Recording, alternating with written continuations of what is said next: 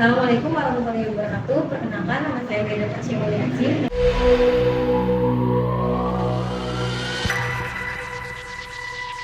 Dengan 1709625148. Program studi Pendidikan Administrasi Perkantoran.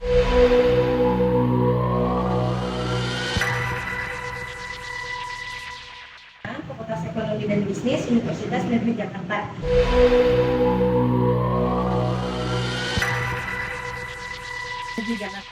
Video ini dibuat untuk memenuhi tugas ujian akhir semester mata kuliah Landasan Pendidikan dengan dosen pengampu Bapak Dimas Kurniawan, SPD MPD, dan Bu Wisnu Putri Air Masjati, SIP MA.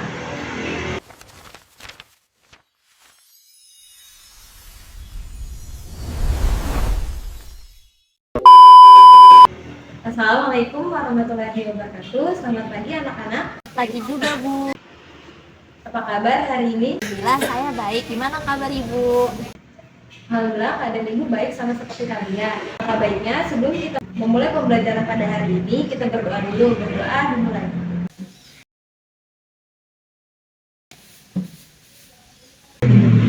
Berdoa selesai. Ibu membahas ke materi yang baru. Ibu ingin mengasah kemampuan ingatan kalian mengenai materi di minggu lalu yang telah kita pelajari, yaitu mampu merancang tata ruang kantor yang efisiensi dalam manajemen perkantoran. Pertanyaannya yaitu, apa tujuan utama dalam merancang tata ruang kantor yang efisiensi dalam manajemen perkantoran? Yang ingin dijawab bisa angkat tangannya. Saya, Bu, untuk memperlancar pekerjaan dan meningkatkan produktivitas pegawai. Nah, jawabannya jadi tujuan utama merancang tata ruang kantor yang efisiensi dalam manajemen perkantoran yaitu untuk memperlancar pekerjaan dan meningkatkan produktivitas pegawai. Jadi, prinsip utama tata ruang kantor yang efisien itu meliputi satu, alur kerja yang jelas dan tidak berbelit. Tata letak ruang dan peralatan harus mengikuti urutan proses kerja sehingga pergerakan pegawai, dokumen, dan informasi menjadi lancar. Dengan alur kerja yang sederhana, waktu tempuh dapat dipersingkat dan risiko kesalahan kerja dapat dikurangi. Contohnya, alur pengolahan surat dimulai dari meja resepsionis, kemudian ke bagian administrasi, dan dilanjutkan ke pimpinan tanpa harus melewati banyak ruang. Yang kedua, penempatan peralatan sesuai dengan fungsi kerja. Setiap peralatan dan perlengkapan kantor ditempatkan dekat dengan pengguna atau bagian yang sering membutuhkannya.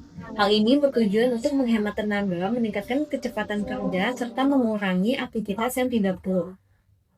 Contohnya, printer dan mesin fotokopi diletakkan di area kerja bersama agar mudah diakses oleh seluruh pegawai. Yang ketiga, pemanfaatan ruang secara optimal. Ruang kantor harus digunakan secara efektif tanpa menimbulkan kesan sempit atau berlebihan. Pengaturan furnitur yang proporsional menggunakan rak vertikal serta pemilihan perabot multifungsi dapat membantu menghemat ruang. Contohnya, penggunaan lemari arsip tinggi di atas untuk menyimpan dokumen, sehingga tidak memakan banyak ruang lantai. Yang keempat, memberikan kenyamanan dan keselamatan kerja. Tata ruang harus memperhatikan pencahayaan, sirkulasi udara, suhu ruangan, serta tingkat kebisingan. Selain itu, jalur evakuasi, posisi kabel listrik, dan penempatan alat keselamatan perlu diatur dengan baik untuk mencegah kecelakaan kerja. Contohnya, meja kerja ditempatkan dekat jendela agar mendapat cahaya alami dan kabel listrik dirapikan agar tidak membahayakan pegawai. Kelima, kemudahan komunikasi dan koordinasi. Penataan ruang sebaiknya mendukung interaksi antar pegawai dan antar bagian, baik secara langsung maupun tidak langsung. Jarak antar unit kerja yang relevan perlu diperpendek agar komunikasi berjalan efektif. Contohnya, bagian administrasi dan keuangan ditempatkan berdekatan untuk memudahkan koordinasi pengelolaan dokumen dan data. Berasa kalian sudah cukup paham mengenai materi yang di minggu lalu, selanjutnya kita akan membahas materi baru yaitu mampu merumuskan kepemimpinan dalam manajemen perkantoran.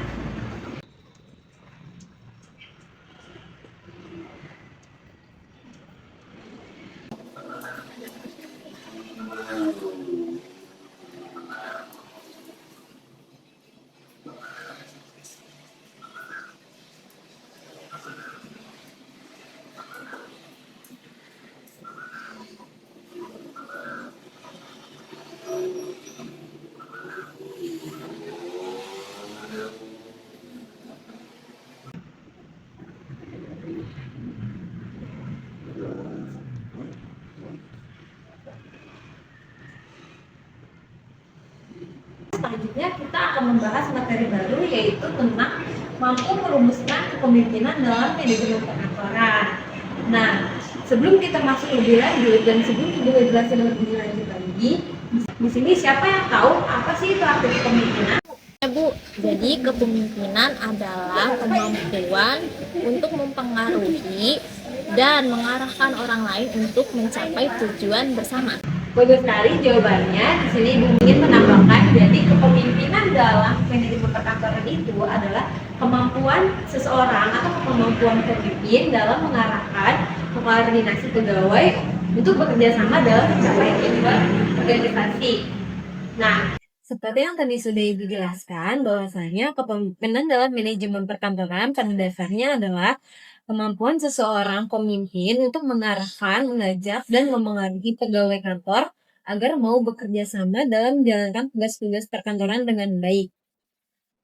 Jadi, kepemimpinan bukan hanya soal perintah, tetapi juga tentang bagaimana seseorang pemimpin membangun kerjasama dan kepercayaan di dalam kantor. Dalam lingkungan perkantoran, pekerjaan yang dilakukan biasanya bersifat administratif, teratur, dan saling berkaitan satu sama lain. Oleh karena itu, pemimpin perkantoran harus mampu mengatur alur kerja, membagi tugas dengan jelas, serta memastikan setiap pegawai memahami apa yang harus mereka kerjakan. Jika kepemimpinan lemah, pekerjaan kantor bisa menjadi tidak teratur, komunikasi menjadi buruk, dan kinerja pegawai menurun. Selain itu, kepemimpinan dalam manajemen perkantoran juga berkaitan dengan sikap dan perilaku pemimpin. Pemimpin yang baik tidak hanya pintar mengatur, tetapi juga mampu memberi contoh. Misalnya datang tepat waktu, bersikap sopan, dan bertanggung jawab terhadap pekerjaannya. Sikap seperti ini biasanya tidak langsung akan diikuti oleh pegawai. Dengan demikian, kepemimpinan dalam manajemen perkantoran dapat dipahami sebagai proses memengaruhi orang lain agar mau bekerja sama dengan tertib, disiplin, dan bertanggung jawab, sehingga tujuan kantor dapat tercapai secara efektif dan efisien. Selanjutnya, Ibu mau jelasin tentang konsep merumuskan kepemimpinan. Merumuskan kepemimpinan berarti menyusun dan menentukan bagaimana cara seorang pemimpin itu memimpin. Jadi kepemimpinan itu tidak boleh asal jalan, tetapi harus difikirkan sejak awal. Pemimpin perlu menentukan arah, gaya, dan nilai apa yang akan diterapkan dalam memimpin pegawai kantor. Dalam manajemen perkantoran, perumusan kepemimpinan mencakup beberapa hal penting seperti tujuan kepemimpinan, cara berkomunikasi dengan pegawai, serta cara mengambil keputusan. Contohnya, apakah pemimpin akan bersikap tegas atau lebih mengajak berdiskusi? Apakah keputusan diambil sendiri atau bersama-sama? Dan yang terakhir, bagaimana cara menyelesaikan masalah di kantor? Perumusan kepemimpinan juga harus disesuaikan dengan kondisi pegawai dan lingkungan kerja. Jika pegawainya masih baru, pemimpin perlu lebih banyak membimbing. Namun, jika pegawainya sudah berpengalaman, pemimpin bisa memberi kepercayaan lebih. Artinya, kepemimpinan tidak bisa disamaratakan, tetapi harus fleksibel. Dengan adanya perumusan kepemimpinan yang jelas, pemimpin perkantoran akan satu, lebih mudah mengarahkan pegawai. Dua, tidak ragu dalam mengambil keputusan. Yang ketiga, mampu menjaga suasana kerja tetap kondusif. Yang keempat, menghindari kebingungan dalam sistem kerja kantor. Jadi, merumuskan kepemimpinan dalam manajemen perkantoran adalah upaya sadar untuk menentukan cara pemimpin yang paling tepat agar kegiatan perkantoran berjalan teratur, pegawai merasa nyaman, dan tujuan organisasi dapat tercapai.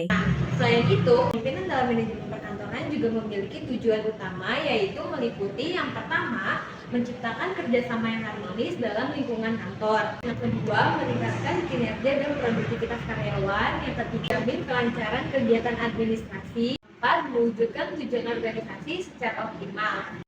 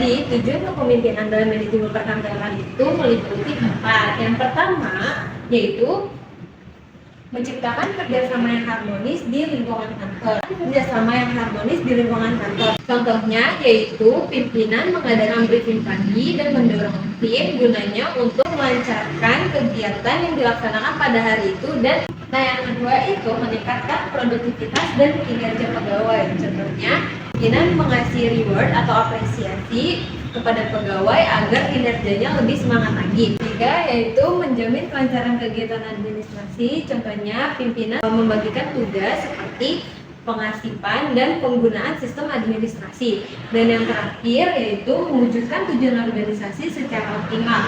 Contohnya itu, pimpinan terjun langsung ke lapangan untuk melihat langsung kinerja pegawai dan mengevaluasinya.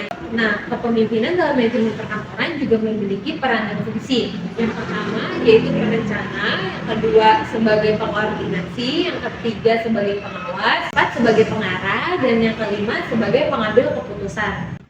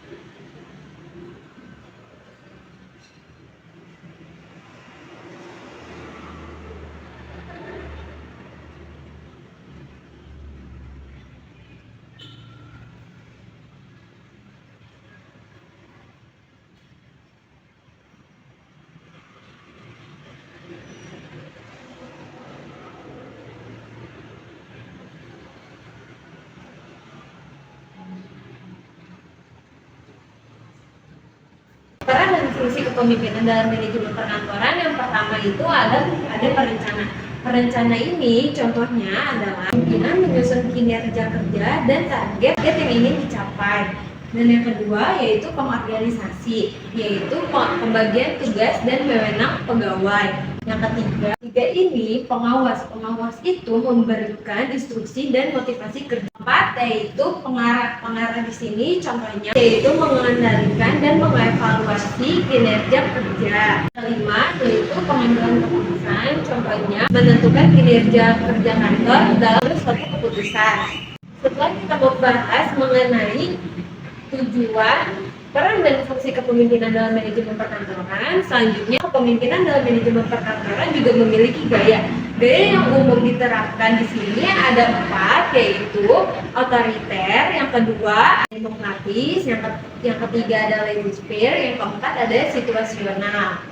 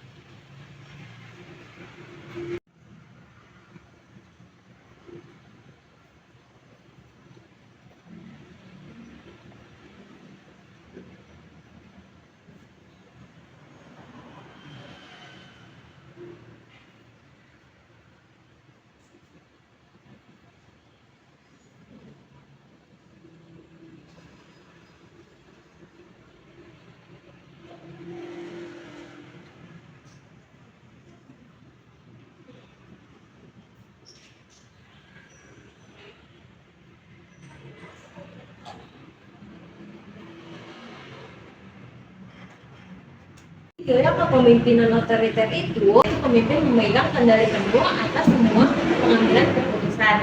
Dan yang kedua, gaya kepemimpinan demokratis itu adalah pemimpin melibatkan pegawai dalam pengambilan keputusan.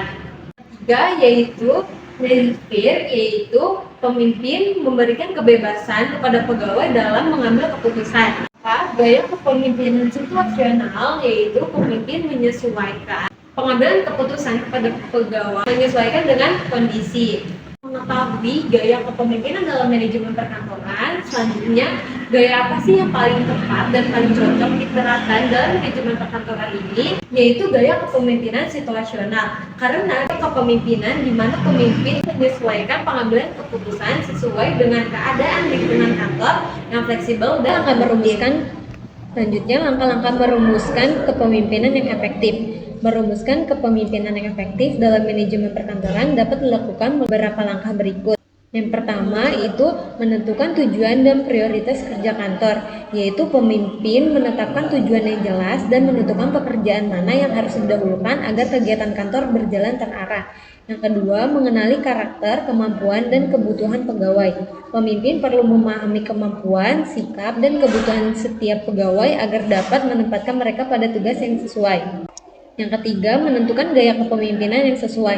Menyesuaikan gaya memimpin dengan situasi kantor, pekerjaan, dan kondisi pegawai agar kepemimpinan berjalan efektif. Keempat, membangun komunikasi dua arah yang terbuka. Pemimpin menciptakan suasana komunikasi yang terbuka agar pegawai berani menyampaikan pendapat dan permasalahan. Yang kelima, menyusun aturan dan pembagian tugas yang jelas. Pemimpin menetapkan aturan kerja serta pembagian tugas secara jelas agar tidak terjadi tumpang tindih pekerjaan. Yang keenam, melakukan pengawasan dan evaluasi secara berkala. Pemimpin memantau pelaksanaan pekerjaan dan mengevaluasi hasil kerja untuk memastikan semua berjalan sesuai dengan rencana. Dan terakhir yaitu memberikan umpan balik untuk perbaikan kinerja. Pemimpin memberikan masukan, saran, dan arahan kepada pegawai agar kinerja dapat terus ditingkatkan. Untuk merumuskan kepemimpinan yang efektif dalam manajemen perkantoran, seorang pemimpin perlu memiliki berbagai unsur penting mengenai satu, visi dan tujuan yang jelas. Pemimpin harus memiliki visi dan tujuan kerja yang jelas agar pegawai memahami arah dan target yang ingin dicapai. Visi ini perlu disampaikan secara terbuka dan konsisten. Yang kedua, komunikasi yang efektif. Pemimpin mampu menyampaikan instruksi dengan jelas, mendengarkan pendapat pegawai, serta membuka ruang diskusi agar tidak terjadi kesalahpahaman. Yang ketiga, keteladanan sikap dan perilaku. Pemimpin menjadi contoh dalam hal disiplin, kejujuran, tanggung jawab, etika kerja, dan profesionalisme.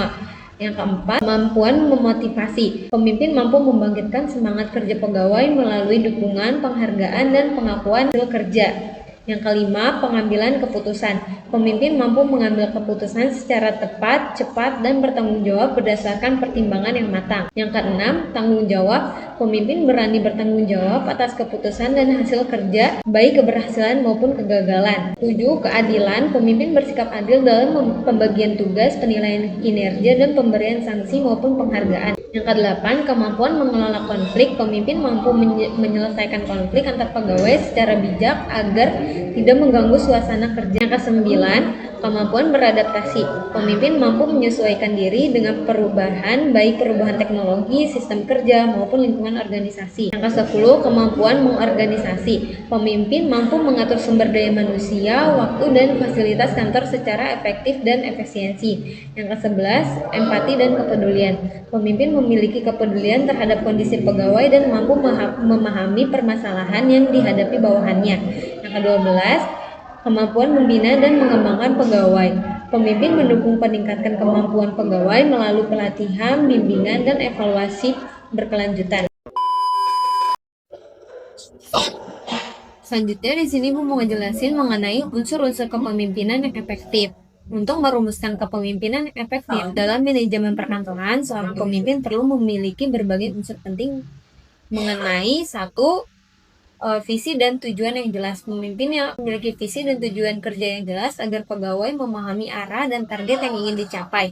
Visi ini perlu disampaikan secara terbuka dan konsisten. Yang kedua, komunikasi yang efektif. Pemimpin mampu menyampaikan instruksi dengan jelas, mendengarkan pendapat pegawai, serta membuka ruang diskusi agar tidak terjadi kesalahpahaman.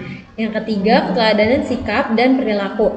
Pemimpin menjadi contoh dalam hal disiplin, kejujuran, tanggung jawab, etika kerja, dan profesionalisme. Yang keempat, kemampuan memotivasi. Pemimpin mampu membangkitkan semangat kerja pegawai melalui dukungan, penghargaan, dan pengakuan atas hasil kerja. Yang kelima, pengambilan keputusan. Pemimpin mampu mengambil keputusan secara tepat, cepat, dan bertanggung jawab berdasarkan pertimbangan yang matang. Yang keenam, tanggung jawab. Pemimpin berani bertanggung jawab atas keputusan dan hasil kerja, baik keberhasilan maupun kegagalan. Yang ketujuh, keadilan. Pemimpin bersikap adil dalam pembagian tugas, penilaian kinerja, dan pemberian sanksi maupun penghargaan. Yang kedelapan, kemampuan mengelola konflik. Pemimpin mampu menyelesaikan konflik antar pegawai secara bijak agar tidak mengganggu suasana kerja. Yang kesembilan, kemampuan beradaptasi. Pemimpin mampu menyesuaikan diri dengan perubahan, baik perubahan teknologi, sistem kerja, maupun lingkungan organisasi. Yang ke-10, kemampuan mengorganisasi. Pemimpin mampu mengatur sumber daya manusia, waktu, dan fasilitas kantor secara efektif dan efisiensi. Yang ke-11, empati dan kepedulian. Pemimpin memiliki kepedulian terhadap kondisi pegawai dan mampu memahami permasalahan yang dihadapi bawahannya. Yang ke-12, kemampuan membina dan mengembangkan pegawai. Pemimpin mendukung peningkatan kemampuan pegawai melalui pelatihan, bimbingan, dan evaluasi berkelanjutan. Baiklah, kita sudah selesai membahas materi mengenai mampu merumuskan kepemimpinan dalam manajemen perkantoran. Mulai dari apa itu arti kepemimpinan, tujuan dari kepemimpinan, peran dan fungsi kepemimpinan, serta gaya kepemimpinan. Sampai di sini, Ibu akhiri pembelajaran pada hari ini. Di sini Ibu ingin menanyakan kembali untuk mengetahui sejauh mana pemahaman yang telah kalian pahami pada materi kali ini. Pertanyaannya yaitu sebutkan 4 gaya kepemimpinan dan apa itu gaya kepemimpinan demokratis dan berikan contohnya. Jadi, gaya kepemimpinan demokratis itu cocoknya saat mengamati, diskusi, dan pengambilan keputusan bersama. Baik, bagus sekali jawabannya. Dan untuk selanjutnya, karena kalian sudah cukup paham, di sini Ibu ingin meminta salah satu dari kalian untuk memberikan kesimpulan dari materi yang telah kita bahas ini. Kepemimpinan dalam manajemen perkantoran sangatlah penting untuk pegawai dalam mengarahkan dan mengorganisasikan pegawai untuk bekerja secara efektif. Bagus sekali, Ibu rasa kalian sudah cukup paham dengan materi pada hari ini. Ada lagi yang ingin ditanyakan?